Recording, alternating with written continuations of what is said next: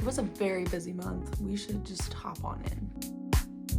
Hello everyone and welcome back to my channel, or welcome to my channel if you're new here. Hi, my name is Liz, and in today's video we are going to be doing my July reading wrap up. Yep, that's what we're filming. This was a very busy month. Lots of reading was done, lots of really fun and exciting books were read, and I'm just excited to talk about them. I read a total of 12 books this month and got lots and lots of things to say. So without further ado, let's go ahead and get into the video. The first book that I finished this month was How Can I Help You by Laura Sims. This is a mystery thriller book that is following two different women. You're getting Margot's perspective and you're getting Patricia's perspective. How the story starts, our main character is Margot, and she is a librarian, and basically you find out as you're going through the story, she has a very dark past. She was actually an angel of death when she used to be a nurse, so that means she would kill her patients. She has been on the run for many years. She has been a nurse at so many different places and killed so many people, but she has this really weird way of rationalizing it. She justifies it and makes you feel like what she did was the right move or the right call, when obviously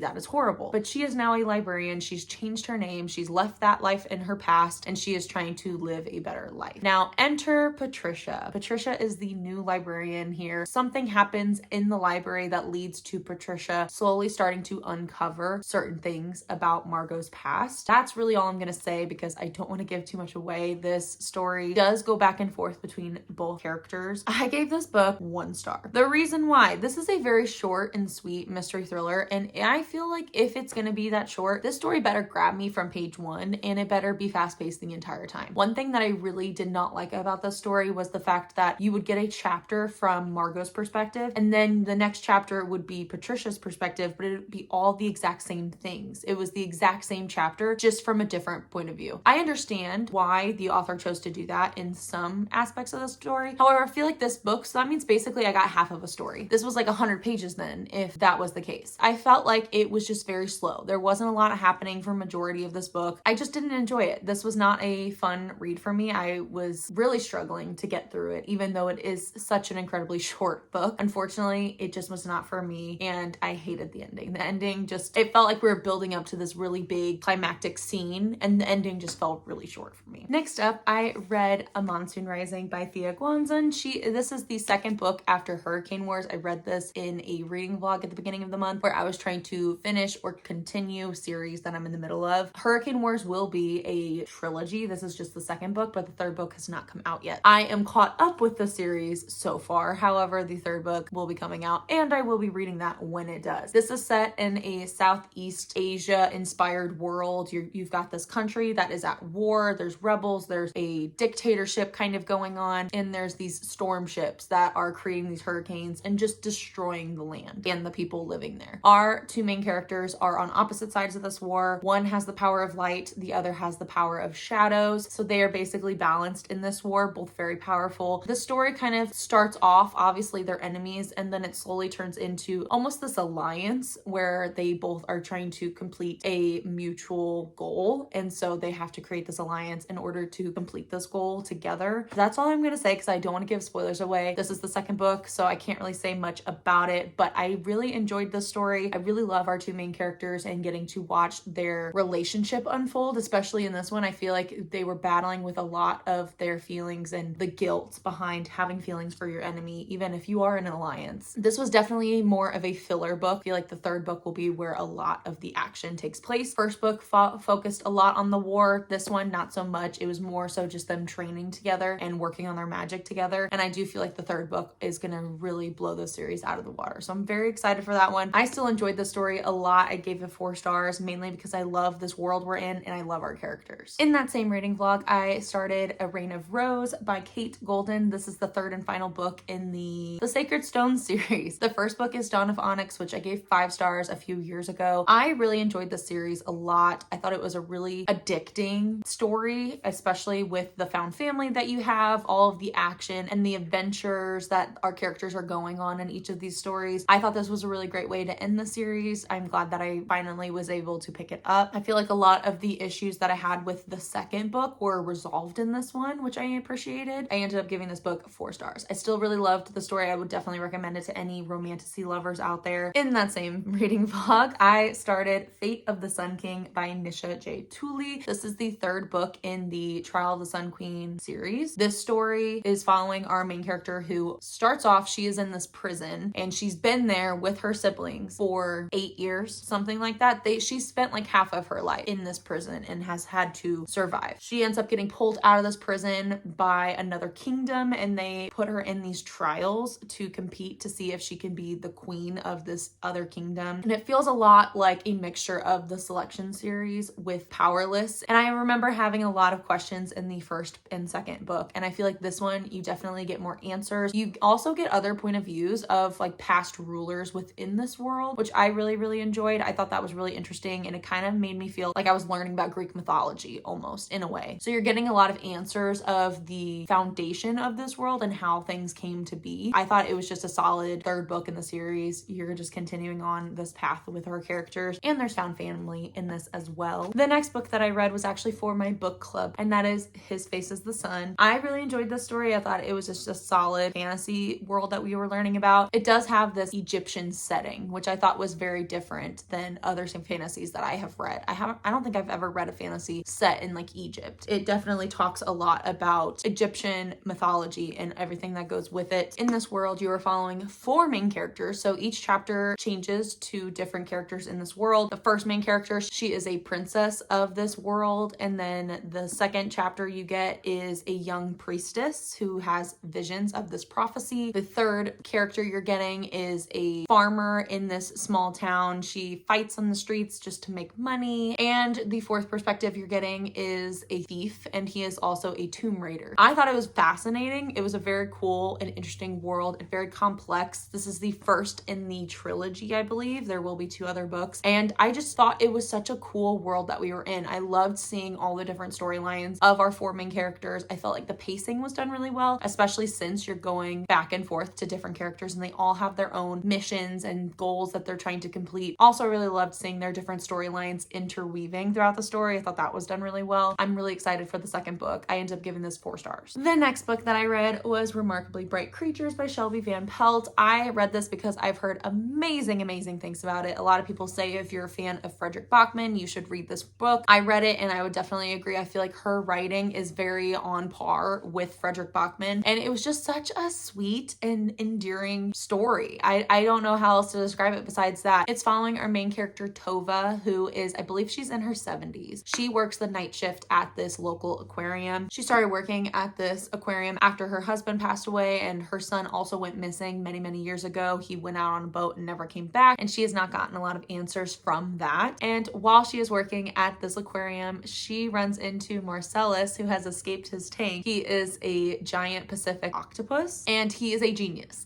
He is so incredibly intelligent. He learned how to escape his tank, and he has been sampling from other tanks within this aquarium. They strike up a friendship, believe it or not. And as the story unfolds, you get a 3rd perspective. His name is Cameron. He is in, I believe, his 20s or 30s, and he has never known his father. His mother left him when he was a young child, and he is trying to find answers of who his family is, where he came from. What I really loved about this story is that you get chapters from Marcellus as you're going through, and each of his chapter headings is day 1537 of captivity, and then he'll just do a brief description of his day and also his interactions with people who come to the aquarium. I loved Marcellus. He was my favorite character, obviously, in this book. It was such a sweet and captivating story. I really enjoyed it, and I highly recommend it. I think anybody would enjoy the story, and it did make me cry, which is very hard to do. The next story I read was This Summer Will Be Different by Carly Fortune. This is her 3rd book, I believe. I have mixed feelings about Carly Fortune's books. I didn't love her first 2, but this one I actually really enjoyed. I was pleasantly surprised with this story. In this one, you are following Lucy, who goes on vacation every year to Prince Edward Island. This is where her best friend's family lives and where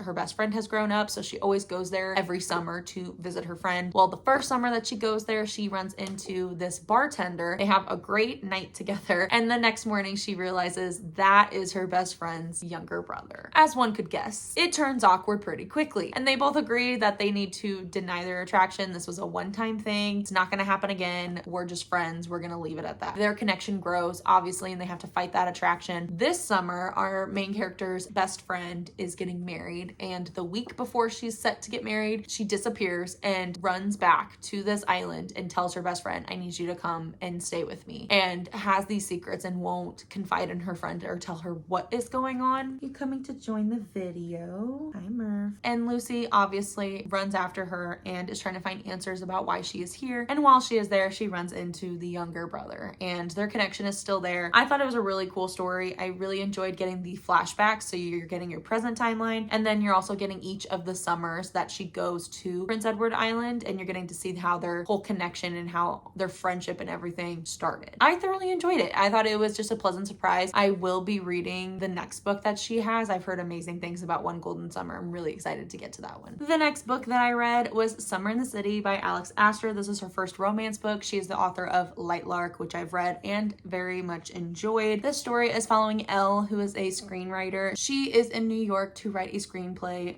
Hi, bruh. Can't just grab my chest while I'm in the middle of filming. She is there to write a screenplay that is set in New York, takes place in different settings, different locations throughout the city. However, she has really bad writer's block. While she is there, she is staying in her sister's apartment, which is getting renovated, and her next door neighbor is a tech billionaire named Parker. There is just one catch. Parker and her hooked up a few years prior to this, had a very bad first impression of each other. He made some comments that she did not take well, so she sees him and she immediately hates him. Parker is in the middle of this really big deal for his company. He needs a date to these publicity events just to make his reputation look better so that way his deal goes through with his business. They strike up a deal. He will take her to all these locations in New York and help inspire her, and meanwhile she will fake date him to make him look better for the press. I was slightly disappointed with this book because I really did not like our main character. She complained the entire time in this book. I felt like she had a lot of issues that she needed to work on her own. I felt like she just held grudges for way too long in this book. Anytime Parker would try to do something nice for her or show that he cares or show that he supports her, it's like she would throw it back in his face, and I just didn't love that. It did not feel like they were falling in love. It felt like he was smitten, but she was resisting it and just did not like him at all. I did love the setting. I liked reading about these different locations throughout the city, and I love that there is a map on the inside of this book. I thought that was a really cute touch. I liked a few things about it, but the main character was a big turn off for me. The next two books that I read, I actually read them at the same time, and that is Under the Oak Tree, and I also read the graphic novel at the same time. One of the things that I did not realize when I bought these, yes, I bought it because of the pretty covers, okay? Sue me, I'm shallow like that. But what I did not realize, this says volume 1. This also says volume 1. I thought this graphic novel was going to be all the same content that I was going to read in this book. Unfortunately, this graphic novel actually finishes only halfway into this book, which was not great. I would read a chapter in here, and then I would read the graphic novel until I finished that chapter in here and then go back and forth. That is how I did my buddy read with these two. This story involves an arranged marriage, and our main character, she gets married to this knight who then leaves. They have their wedding night. He leaves the next morning to go fight a dragon,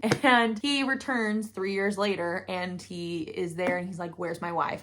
You're coming home with me to my castle. And that is kind of where it goes. I did not love this story. I'm not gonna lie. It was really hard for me to finish this. It was a little cringy. It focused way too much on like her wifely duties in the bedroom, which I did not expect. I thought it was going to be more than that. It didn't really feel like there was a lot of plot. She does have an inkling for magic, so I enjoyed getting to see that, but that didn't happen until towards the end. We should have learned that she had magic early on, and she is slowly developing it throughout the story to then help him. It just did not have a plot. I was so bored with this book. I gave the written out novel 1 star, and I gave the graphic novel 1.5 stars. A graphic novel I actually enjoyed stylistically how it was laid out. I really liked seeing the imagery and how like the artist did all the illustrations. I really enjoyed that in this. I'm trying to get into more graphic novels, but still the story itself so incredibly boring. The next book that I read better reading experience with was Tale of the Heart Queen. This is the 4th and final book in the Trial of the Sun Queen series. I really enjoyed this one. I loved getting to wrap up the world and these characters. It definitely goes into into the gods and goddesses and more of the past rulers in this one. Everything that you possibly could have had a question about in the first 3 books, you get answered within this one. It is a longer one as well. It's the longest in the series. So this was a little intimidating for me, but I knew I wanted to finish and see what happened with our characters in this world. I can't say much, obviously, because spoiler reasons, but I ended up giving this 4 stars. I thought it was a great way to just finish up the series. And the final book that I read this month is Breathe In, Bleed Out by Brian McCauley. This is an arc. Actually, this book doesn't come out until September of this year, so in about a month, this will then be out. I am currently filming a video for Summerween. By the time you watch this video, I will have already posted my Summerween reading vlog, and this is the first book I read in that. This story follows Hannah. She and her boyfriend had gone on this like backpacking mountain climbing trip together, and she's the only one who made it back. Her boyfriend passed away on this trip and no one recovered his body. So she has a lot of trauma and a lot of PTSD from this experience. The whole time you are wondering what is going on, what actually happened when they were on this trip together. There's a lot of secrets that seems to be built up around this whole thing. And it is her birthday. Her best friend comes to her and says, hey, I know you've been grieving. Let's go to this healing retreat out in Joshua Tree so we can disconnect from the world and reconnect together as friends, and also bring some of her college friends along with us. So there's 5 of them in this friend group who decide to go to this healing retreat. While they are there, someone slowly starts picking them off one by one. There is a murderer, someone who is at this retreat who is going around killing the guests. I'm not a big horror fan, obviously, but I thought overall it was a decent experience reading this one. I liked that it was set out in Joshua Tree. I thought that was a really cool setting. It definitely gives you the gore and like the graphic detail of some of the deaths, but at the same time, I feel like it gave me just enough to where I wasn't like, okay, I can't do this anymore. This is such an uneven stack. This graphic novel is really sabotaging me right now. This graphic novel is just such an obnoxious size compared to the rest of these books. It's like hard for me to even balance these. And that is going to be it for my July reading wrap up. I hope you guys enjoyed. Hopefully this gave you some fun new books to add to your TBR. Hopefully, obviously that is my job, is to make you buy more books. I really enjoyed this reading month. I feel like we had a nice mixture of genres, and I really enjoyed pushing myself outside of my reading limits. I feel like I went outside of my comfort zone just enough, but also keeping and maintaining my summer vibe, if you will. I'm so incredibly excited because I feel like we're getting close to fall. I know it literally just turned August, but I feel like I might have to start decorating for fall beginning of September. I might have to do that. Sorry about that for any of you who hate that and are like, hey, it's still summer. I need fall. I don't care. It's my favorite season. I'm gonna make it last as long as I want. Once again, thank you guys so much for watching, and I will see you in my next video. Happy reading. Bye.